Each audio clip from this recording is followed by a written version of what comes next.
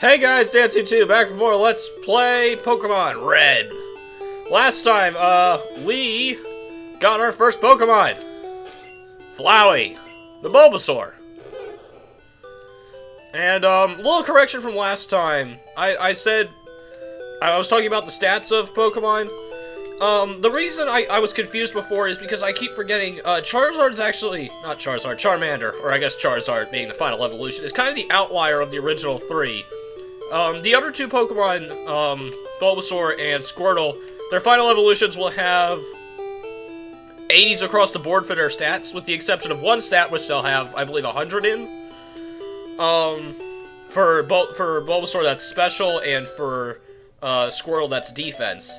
Charmander is a little bit different because two of his stats are actually in the 70s, and two of his attacks are in the high 80s. They're a little bit more diversified. And then his speed is actually his 100 stat, so it's a little bit different. Anyway, we have Pidgey here. It's a pretty normal flying-type Pokemon. In fact, the original normal flying-type Pokemon. And in this game, Gust is not actually flying damage. I don't know if it is in later games. For some reason, I thought it was. It might not be. But it's not flying-type damage in this game, so we don't have to care too much.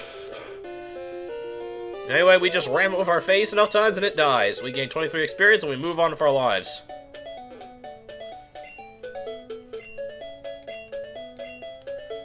Yeah, free sample. We got a potion. Now we have 2. We can heal 40 HP if we need to. How's our HP looking? Okay, we're good.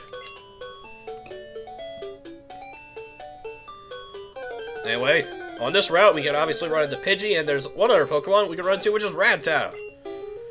Very basic, normal type. I'm not the biggest fan of Rattata. Honestly, I prefer other basic normal types better. My favorites being Zigzagoon and Bibarel from Gen 4. And no, not because he's an HM slave, although honestly that definitely helps.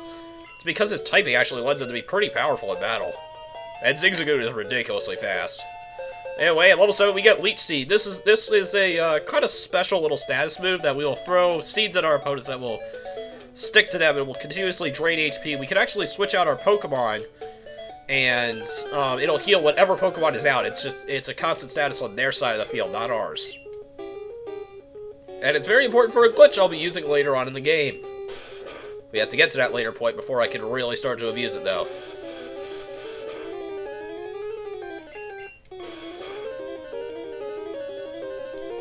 Anyway, I'll probably be cutting out,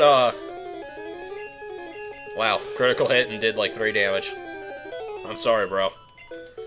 But yeah, I'll probably be cutting out battles later on, but for now, we're just gonna keep all the battles in. Mainly because, like I said, I like to be level 10 before I hit the first dungeon, and we gotta get to that point first, guys. Anyway, this is the Pokemon Center. We need to hit our Pokemon back to perfect health.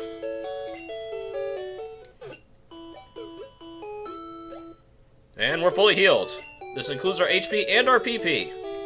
What is our PP? Well, it's the amount of times we can use a specific move. As you can see here, we can use Tackle 35 times before we run out. If we run out of PP for all our moves, we can use Struggle, which will deal damage to the enemy, but it will also hurt us a little bit. So it's an unfortunate thing that happens when we run out of PP, but we shouldn't. We should be just fine. Yep, this is our PC. We can use it to not only store items, but also store Pokemon. Now, we can't deposit any Pokemon because we have to have at least one of us at a time. But I'm going to be avoiding using the PC as much as possible, because in Gen 1, the PC is like using a fucking... it's like screwing nails into your hands. Not hammering them in, screwing them in. I meant what I said. It's that bad.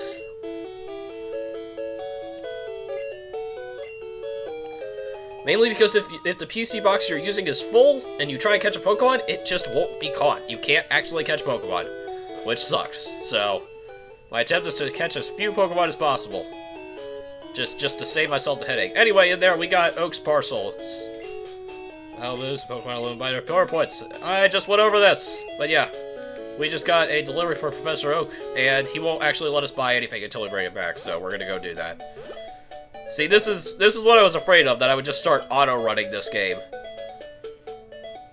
Anyway, these ledges, as you can see, we can jump down them, but not up them. Why? Because they're slopes, duh. Why we don't break our legs? Well, we're obviously very athletic for a 10-year-old. It's the tackle fight of the century! Ah, crit! As I said, crits are handled a little bit strangely in this game. Once I run into something I can go over with it, I'll go over it more. But crits are broken. Let's leave it at that for right now. Ah!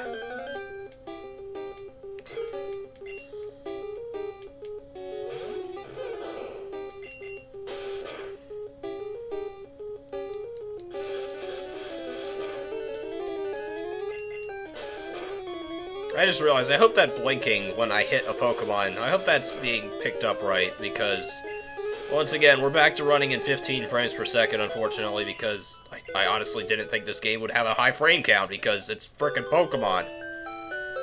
Ugh, how terribly wrong I might have been. Hey, Poke, I got this thing for you. Yeah, I raised it a whole 2 levels, it was great. There you go. I got a box for you. Custom Pokeball I ordered is just covered in fucking jewels and shit. Hey, Blue.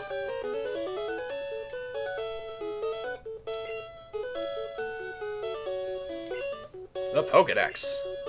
Automatically records data on Pokemon you've seen or caught. It's a high-tech encyclopedia.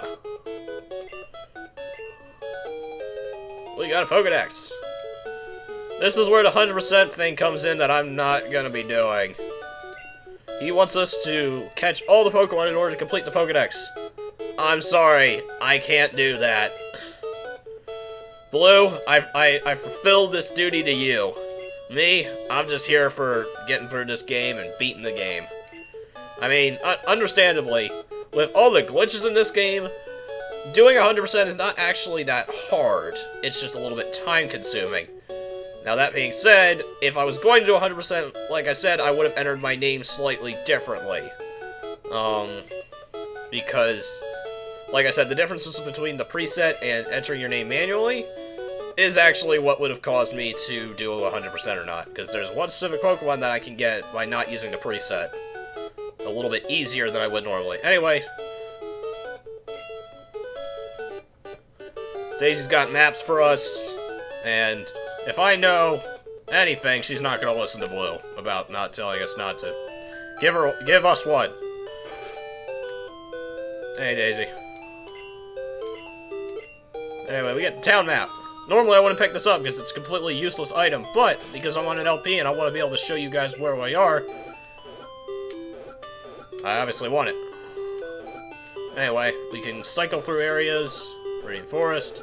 That is our first dungeon. That's what I want to be level 10 before. And up there's Viridian City is where we were last time. Or this time.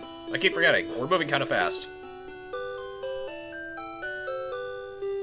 Anyway, we're going to head back up there because now hopefully the shop people will actually allow us to buy things. Man, I just took off in this episode. Just a thing that happens.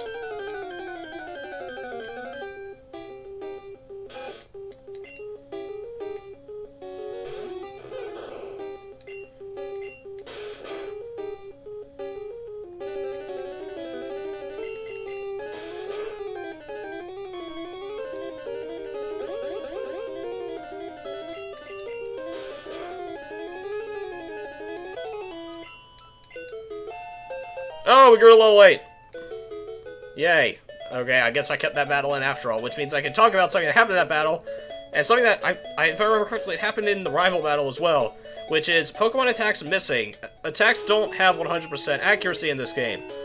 I don't think we can actually see accuracy stats in-game, but if you use a online source like I am, you'll be able to see accuracy stats. However, this is something that only exists in Gen 1. In Gen 1, every attack has at least, I think it's like a 0.5% chance of missing or something like that. It's weird. It's like 1 out of 256, if I remember correctly.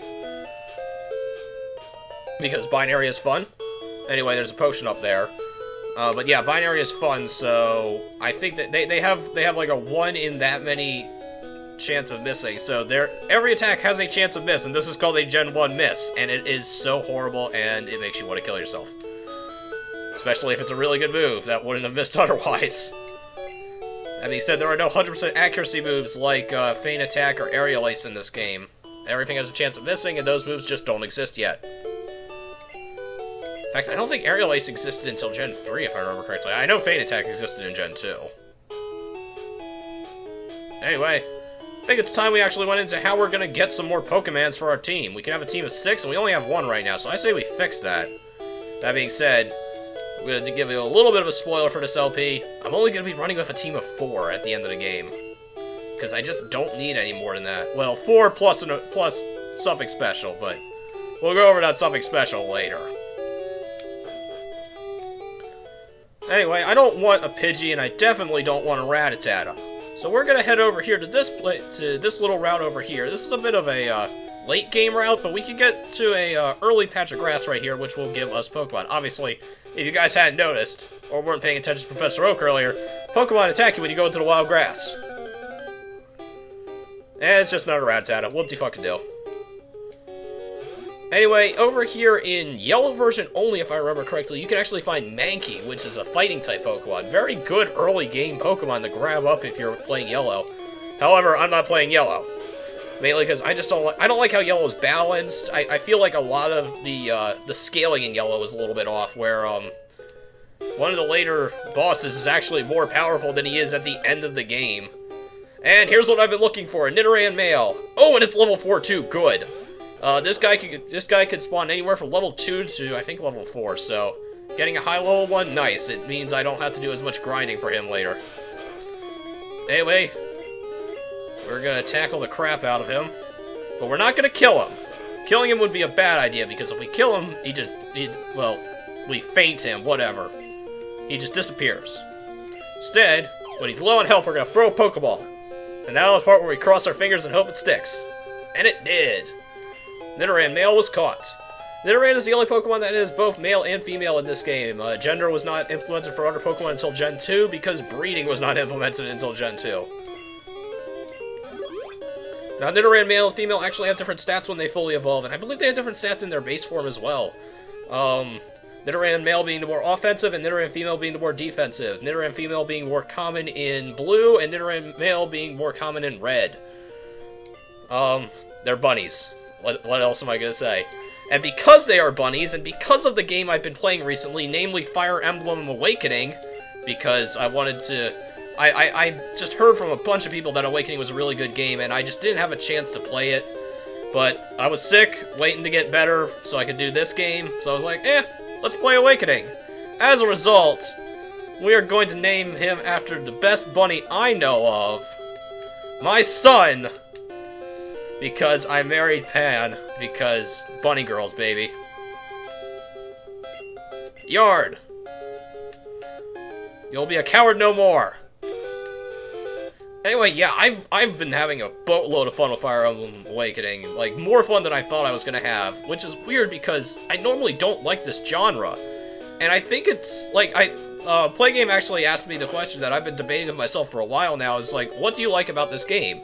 And actually, everything I said, like, story, characters, a little bit of the combat, and just how the, more importantly, how the classes affected their character at a base level, but was still customizable. Like, you had a base class, but you could change out of it if you needed to. And, of course, the lack of permadeath is always a good thing, because I feel like permadeath is a dumb thing. I'm playing on normal casual, by the way, and you're not getting me off of it. But after all that, I started thinking to myself, like, okay, what about Awakening that I like, that made me stick with it, where I didn't stick with it for things like Disgaea or Phantom Brave. Very similar games that I liked for very similar reasons, but ultimately couldn't stick through, and really, it came down to pacing. Awakening was much better paced than those games. Those games required a shitload of grinding. Awakening is like, yeah, you can grind if you want to, but you really don't need to. And because of that, I thoroughly enjoyed the game, and was like, okay, well, I'm getting a bunny. Is gonna be my son. And honestly, if I had by some miracle found a Nidoran female first, I would have named it, I probably would have named it Pan. I would have named it after my waifu. Anyway, I don't want to use a Rattata, but I want to catch one, because at a certain point we will need 10 Pokemon caught and recorded in our Pokedex. So I might as well grab them early while I have the chance.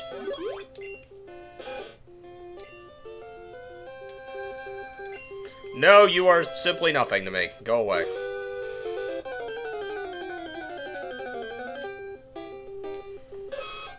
But yeah, I've been having a ton of fun with Fire Emblem Awakening. The entire internet being like, this is a really good game was not wrong in this case. I 100% agree. To be fair, I've only gone through the main story campaign, and apparently there's DLC maps for free that I need to go through, but I'm working on getting Bibbies right now.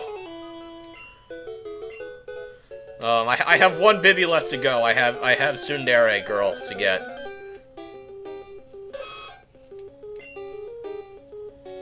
Which, I feel like the Bibby concept was a very interesting idea, but it leads you to being a horrible person in terms of breeding into human beings. Which, to be fair, I only did like once or twice, because every other time they were either set up, or I had my entire party set up, and I wasn't going to need anyone else. That being said, Blood and Thunder got to be a little ridiculous, because she is who she is. Anyway, level 9. Like I said, I want to be at least level 10.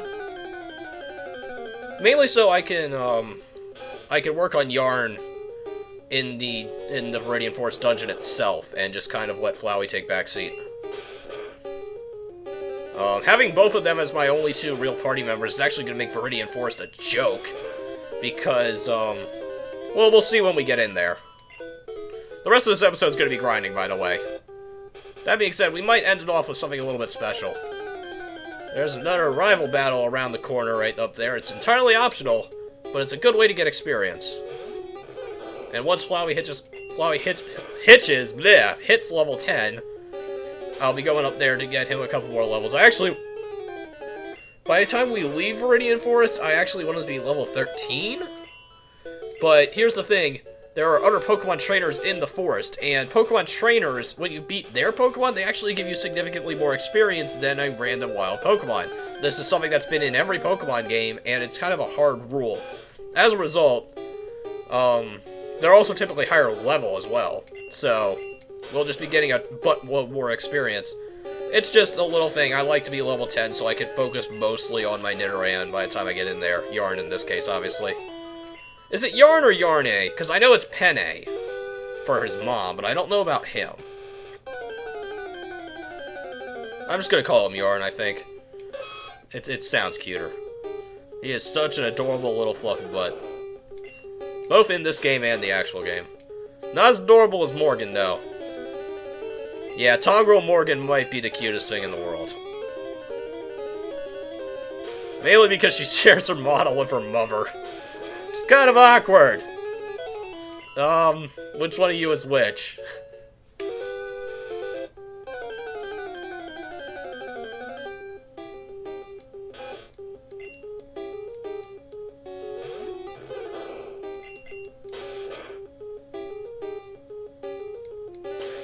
And by the way, on the note of Tangrels, or Tongrels, or whatever, however you pronounce it, I go back and forth.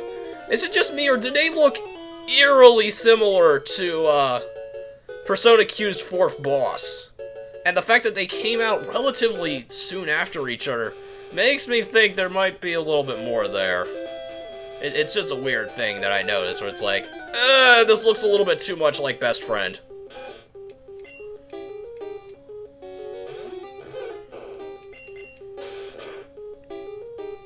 Oh crap, I just realized how low on HP we are. I've just been sitting here mashing the A button, talking to you guys about 3DS games that I've been playing. Well, to be fair, I haven't been playing, Q. I haven't played Q in a while. I haven't played Q in a year, about.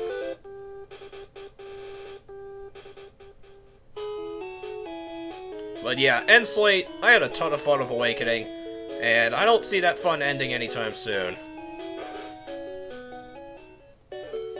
That is if the spot pass maps are anything to be believed. But we'll find out. I don't know if I'll run. I don't know if I'll do a second run of it, because I just don't see myself looking forward to redoing everything I did. just on a higher difficulty. Because I'll admit, normal was a little bit of an undershoot. It's set for the first-time players, so I'm like, I've never played Fire Emblem before. I should play it on normal. Wrong. I should have played it on advanced or whatever. But oh well. It got me through the game, and I had fun with it, so, you know, whatever.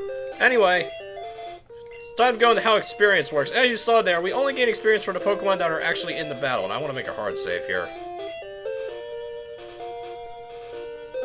But yeah, we only gain experience for Pokemon that actually take part in a battle.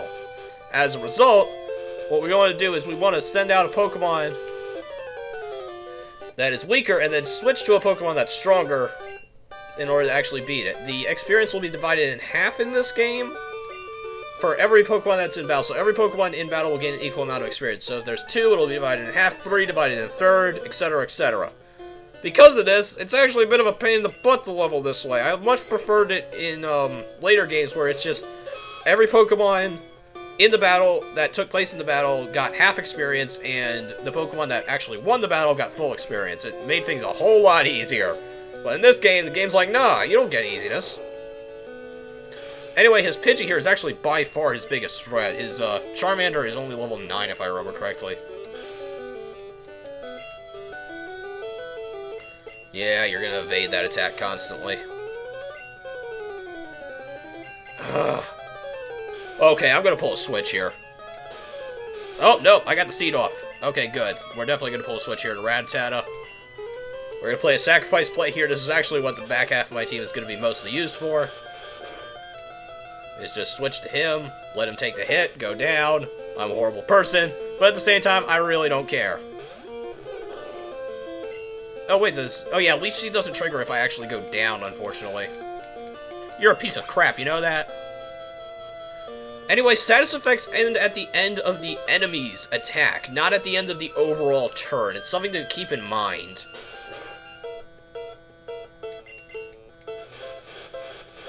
But yeah, his Pidgey's a little demon, in my opinion.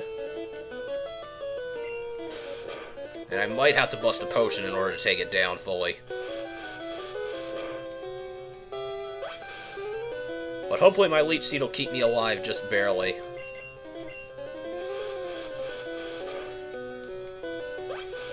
Give me your health. Oh my god, am I seriously gonna Leech Seed you to death? Okay, so that went down by 6.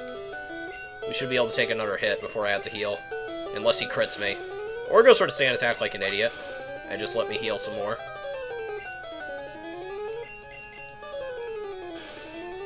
Okay, you just want to sit here and let the Leech Seed kill you? I'm fine with that.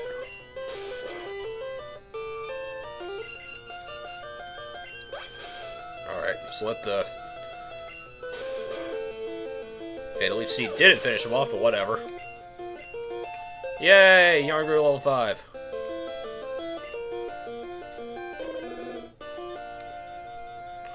Okay, I really don't want to sit out here because my HP is actually kind of... his stats are way better. I don't trust me. Nah, well, at 14 health, I should be able to take a hit. This could be a mistake. No! Okay, good. Okay, actually, no. I need to get the Leech Seed back on him. Alright, I'm going to try and get the Leech Seed on him, and if I can't, yeah, I'm going to have to switch. Sorry, Yarn, you might go down for this one.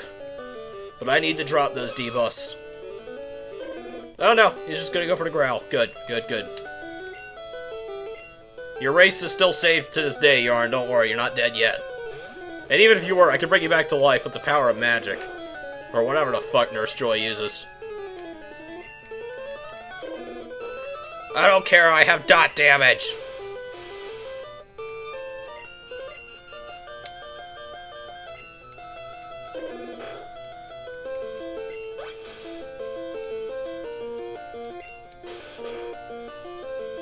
Also, you can't dodge me now.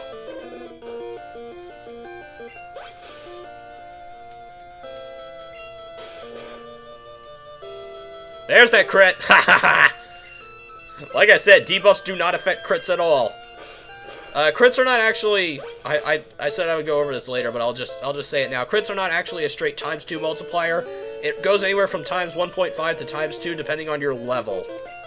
And that level scales the entire level spectrum from 2 to 100. Level 1 that should not actually exist in this game, and it's a bit buggy as a result. But we'll get into that later when we actually get into glitches.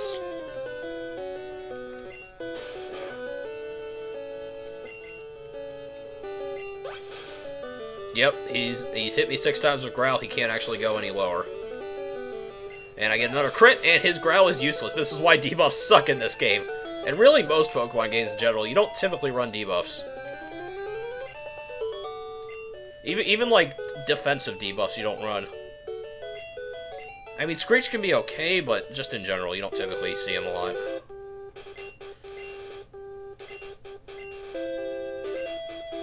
Yeah.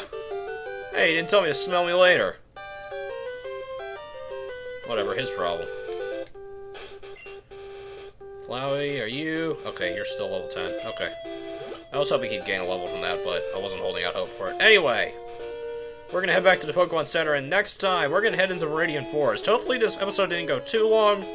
I know I did a bunch of grinding, but I wanted to talk about Fire Emblem, because, very few times do I actually have something good to say about a tactical RPG. Like I said, not normally a fan, but the pacing was just right enough. Also, I need to go grab myself a Pidgey. Oh, well, we'll do it. There's a patch of grass in between here and the next, in Viridian Forest, so we'll do that next time, so see you guys then.